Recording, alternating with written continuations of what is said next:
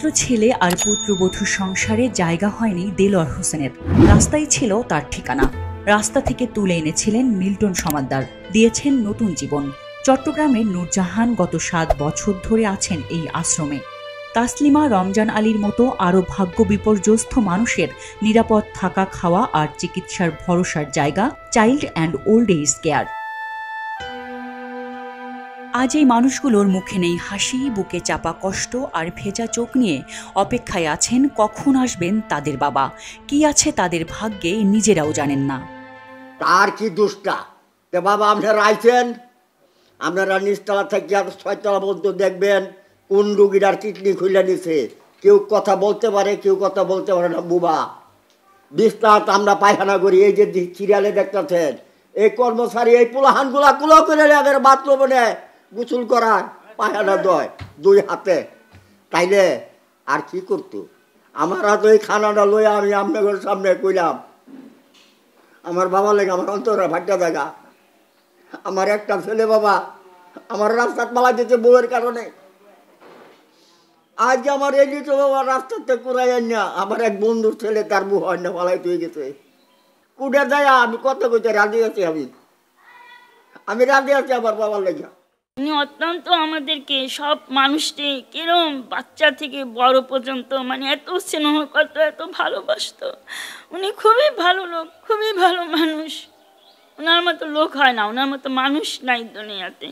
এখন ভালো থাকবো কিভাবে? আঙ্কেল তো নাই, এখন আমাদের কোনো কিছুই ভালো লাগে না। খাই আর কি, খাইতে হয়, মানে কোনো কিছু ভালো লাগে না।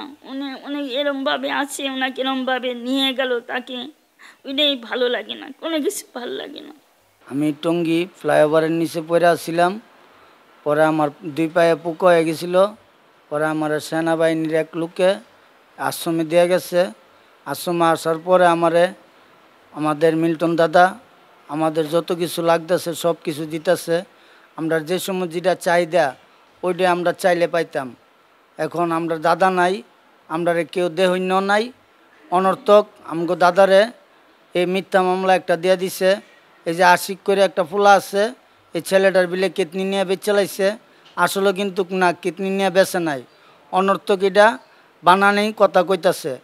একদিন ছিল যে রাজা কপালের ফেরে সেই হয়ে যায় প্রজা। বর্তমানে এই কথাটি মিল্টন সমাদ্দারের ক্ষেত্রে কিন্তু বেশ যায়। মাত্র কয়েকদিন আগেই তিনি দেবতার আসনে বসেছিলেন, আর এখন তাকেই টেনে নামানো হয়েছে একদম মাটিতে। একটা মানুষ এতদিন ধরে এত অন্যায় করলো আর কেউ বুঝতেও পারল না। এই প্রশ্ন আসছে ঘুরে ফিরেই। আবার খোদ ডিবি থেকে উঠেছে তার নামে অভিযোগ। কোনটা সত্যি আর কোনটা মিথ্যে এটা বোঝাই যেন হয়ে উঠেছে দুষ্কর। মিল্টন সমাদ্দারের বিরুদ্ধে উঠেছে ডেথ সার্টিফিকেট জালিয়াতি, মানব পাচার, আশ্রয় দেয়া অসহায় দুস্থ ব্যক্তিদের মৃত্যুর পর তাদের কিডনি বিক্রি, জমি দখল সহ নানা অভিযোগ। মিল্টন সমাদ্দারের বিপক্ষে একের পর এক লোমহর্ষক ঘটনা উঠে আসছে, তেমনি তার পক্ষে বলা লোকও কিন্তু কম নয়। বিশেষ করে তার প্রতিবেশীরা যারা মিল্টন সমাদ্দারকে দীর্ঘদিন ধরে চেনেন, তাদের সমীকরণ যেন মিলছে না কিছুতেই। আমার মাই হোক, আমার বাপই হোক, আমার আত্মীয় স্বজনই হোক, বৃষ্টির মধ্যে ভিজবো, রোদে হুগাইবো, বেড়ায় কিন্তু ভালো কাজ করছে, একটা ভালো জায়গায় আনিয়ে রাখছে। যেই বেডে জীবনে ঘুমায় নাই গরিব মানুষে, সেই বেডে আনিয়ে রাখছে। এই যে এত সুন্দর করে কাজ করছে, এবার মানুষগুলোই মরছে, গোসল করাইছে, গোসল করে পিক আপ ভাড়া দিয়ে নিয়ে মাটি দিছে, দাফান খাবান সবই করাইছে। যে গোসল করেছে আরে টাকা পয়সাও দিছে। কিন্তু ওখান যে মিল্টন যে এরকম খারাপ হইব আমরা তো জানি না। মিল্টন তো অনেক ভালো। আজকে আমার টাকা হয়েছে, মানুষে এই দুনিয়াতে মানুষের ভালো মানুষে দেখতে পারে না, এটা আমি জানি। উনি আসতো চা খেতে মাঝে মাঝে, আর ওনার ব্যবহার যতটুকু দেখছি ভালো, সব কিছুই ভালো।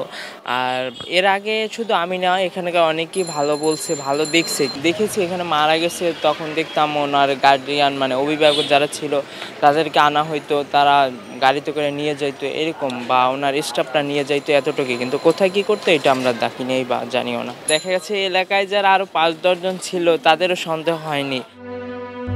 মিল্টন সমাদ্দার আসলেই দোষী কিনা সেটা প্রমাণিত হওয়া যেমন প্রয়োজন, তেমনি কেউ যদি এই ঘটনার পেছনে কলকাঠি নাড়ে তাকেও সবার সামনে বের করে আনা প্রয়োজন বলেই মনে করেন সাধারণ মানুষ। মিল্টনের অবর্তমানে আশ্রমে আশ্রিত শিশু, অসহায় বৃদ্ধ, ভারসাম্যহীন মানুষগুলোর দেখভালের দায়িত্ব নিয়েছে আলহাজ শামসুল হক ফাউন্ডেশন। তাদের পক্ষ থেকেও জানানো হয় এই কয়েকদিনে তারা সন্দেহ করার মতো কিছু দেখেননি আশ্রমে। চন্দনা বিশ্বাস, খবরের কাগজ। এলো মুক্ত চিন্তার স্বাধীন দৈনিক। দর্শক শ্রোতা, ভিডিওতে অবশ্যই লাইক, কমেন্ট, শেয়ার করতে ভুলবেন না। ভিডিওটা যদি ভালো লেগে থাকে অবশ্যই আমার চ্যানেলটি সাবস্ক্রাইব করবেন, পাশে থাকা বেল আইকনটি অল বাজিয়ে দিবেন যেন নতুন ভিডিও আপলোড করার সাথে সাথে সবার আগে আপনার কাছে নোটিফিকেশন যায়। আর যারা ফেসবুক পেজ থেকে ভিডিওটি দেখছেন অবশ্যই আমার ফেসবুক পেজটি ফলো করবেন, ভিডিওটা আপনার বন্ধু বান্ধবের কাছে শেয়ার করে দিবেন। দেখা হচ্ছে নতুন কোনো ভিডিওতে, সে পর্যন্ত সবাই ভালো থাকবেন, সুস্থ থাকবেন। আল্লাহ হাফেজ।